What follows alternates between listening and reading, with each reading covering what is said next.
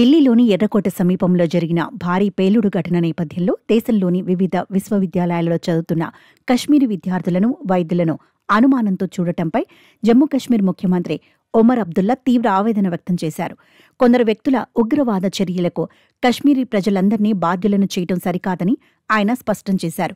కశ్మీరీ ప్రజలు, ముఖ్యంగా విద్యార్థులు ఇతర రాష్ట్రాలకు వెళ్లడానికి కూడా భయపడుతున్నారని, ఎక్కడ తమను బాధ్యులను చేస్తారోననే ఆందోళన వారిలో ఉందని ఒమర్ అబ్దుల్లా అన్నారు.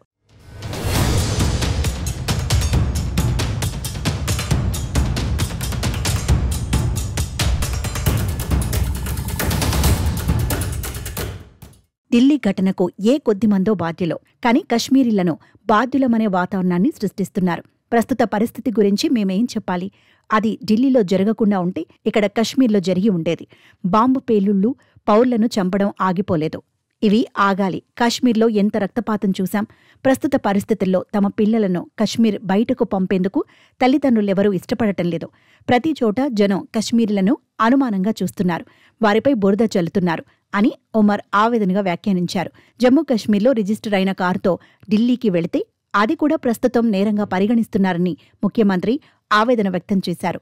తాను కూడా జమ్మూ కశ్మీర్ నెంబర్ ఉన్న వాహనంతో ఢిల్లీకి వెళ్లాలంటే ఎక్కడ ఆపి తనిఖీలు చేస్తారోనని భయపడుతున్నట్టు చెప్పారు.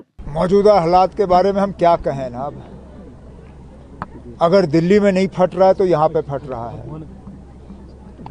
बेगुनाह लोग जो हैं वो अपनी जानें गंवा रहे हैं. कल मैं 5 जगहों पे गया ताज़ियत के लिए, आज 2 और जगह जा रहा हूँ.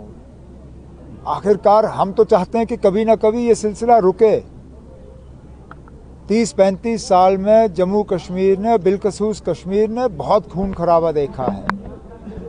हमें तो कहा गया था कि बस अब नहीं होगा, कि 2019 के बाद अब ये सारा सिलसिला बंद हो जाएगा, लेकिन नहीं हुआ. अब क्यों नहीं हुआ ये आपको उन लोगों से पूछना होगा जो हमारे सिक्योरिटी के जिम्मेदार हैं. वो जिम्मेदारी हमारे हाथ में है नहीं.